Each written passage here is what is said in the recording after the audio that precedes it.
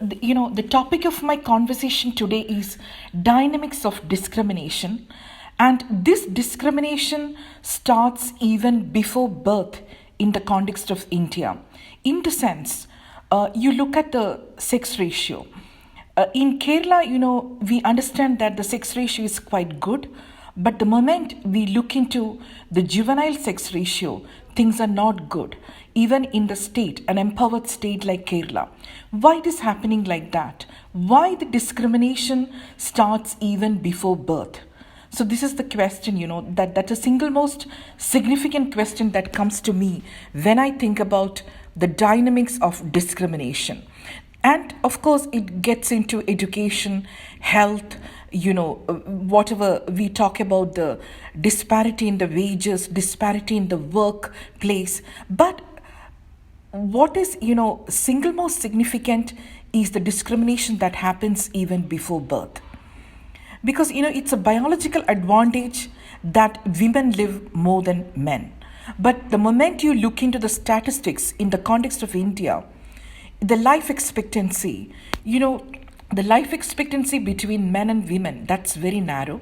So why this biological advantage is getting neutralized by the gender discrimination? This is an important question to be looked into.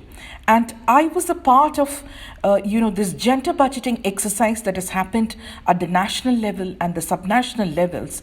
So the question we asked is, the public policy makers have got any role to play in correcting these discrimination that starts even before birth?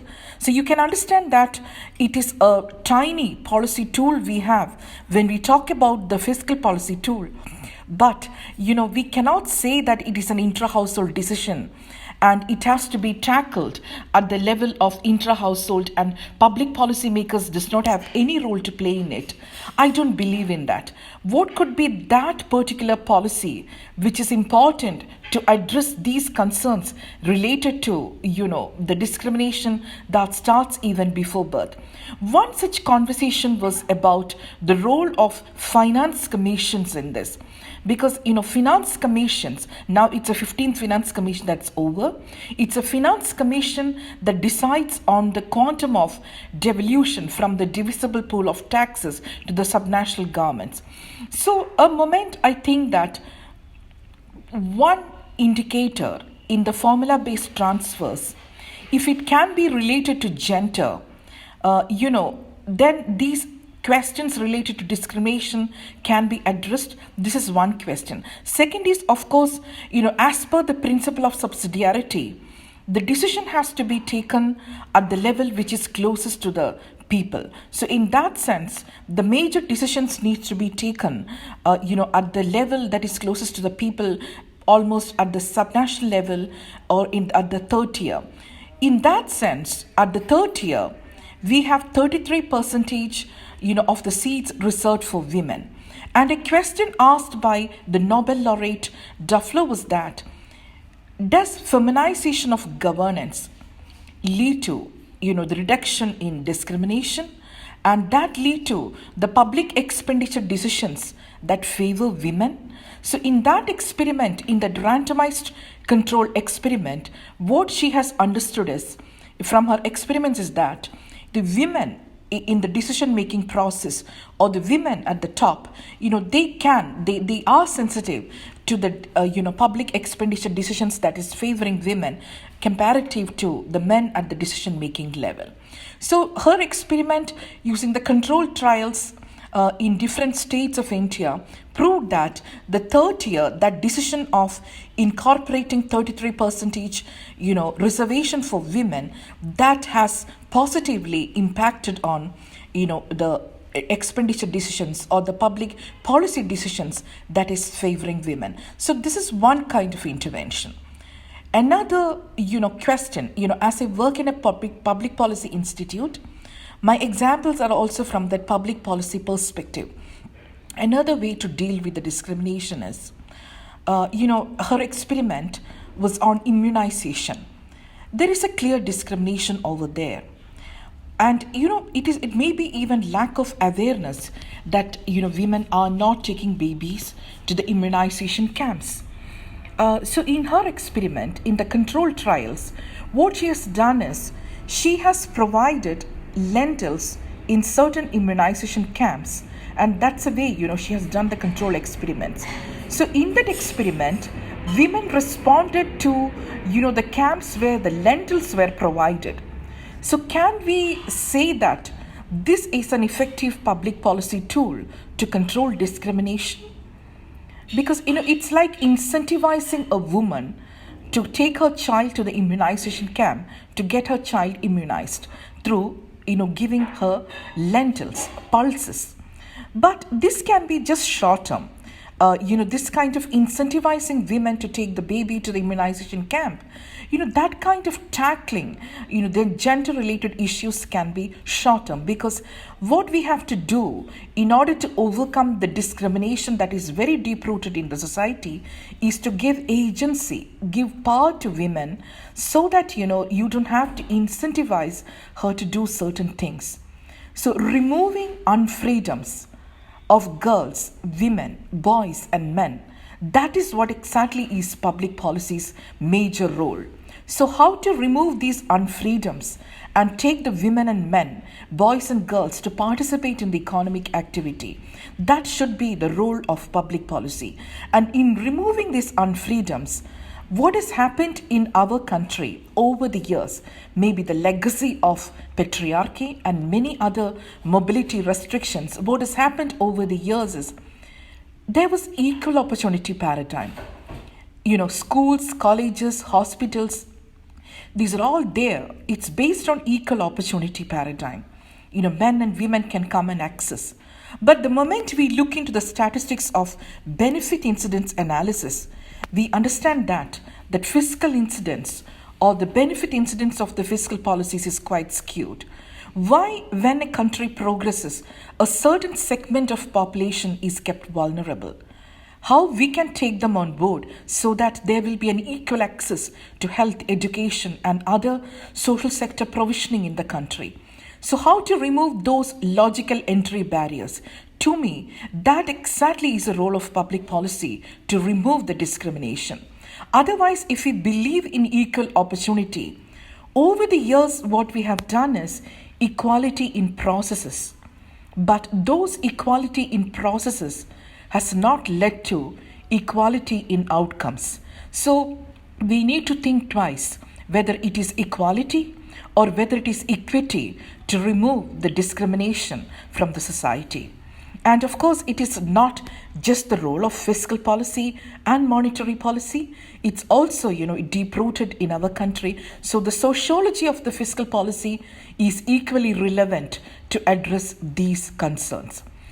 Now, another important thing is, when we talk about the equal pay, when we talk about the work, by the definition of work by ILO, any economic activity, that's termed as work. But the moment you ask, whether your mom is working, you may say that she's not working because she's not employed anywhere and remunerated for her work, or it is unmonetized. So the moment, when work is a work and the moment it is unmonetized, you deny to consider that as work. And this sector, which is invisible, which is statistically invisible, is called care economy sector. And this is becoming, one important segment of the economy. And if you read the IMF blog, this new managing director of IMF, Kristalina, her first blog post was on the care economy sector. It is statistically invisible, it is unmonetized and unpaid. So the moment we think about the economic activity and women in economy, our discussion is getting narrowed or narrowly focused to the men and women who are working in market economy. And when an economy is dichotomized into market economy and care economy, unless we talk about the importance of this invisible segment of care economy, then, our discussions are not complete. And I do remember the cover page of the gender budgeting statement of Government of Kerala 1 year back. A boy who has you know, given that painting to the government of India. In that painting, whatever work her mother and, sister and the neighborhood women engaged in, so that boy captured that, picture in his painting. So that is an eye opener, that the moment we say that women and men are not working in the care economic sector because it is just unmonetized, this is an eye opening that 24 hours, how that chronology of 24 hours is spent on work, because it is systems of national accounts work is only getting captured into GDP. But when we get into the chronology of work, it is not only the systems of national account work that we go out and work for 8 hours, but 24 minus 8 hours, that is also equally important to talk about, because the efficiency and the resource allocation in the unpaid care economy sector, that is also equally important to improve the welfare concerns of our country. So in order to improve the economic growth or economic welfare of the country, we need to talk about the care economic sector also. That's why the complementary fiscal policies, which is required, to provide care economy infrastructure, is very crucial in the context of India. Otherwise, we may provide, employment, that is, we call it as government acting as an employer of last resort, because everything else failed. And this is so relevant in the context of COVID as well. When everything else failed, government acting as an employer of last resort by guaranteeing job to men and women. In that context, when government acting as an employer of last resort, unless you tackle the care economic infrastructure related policies, then women may not be able to come out and work. Employment policy is everything to tackle poverty, to tackle, the economic recovery.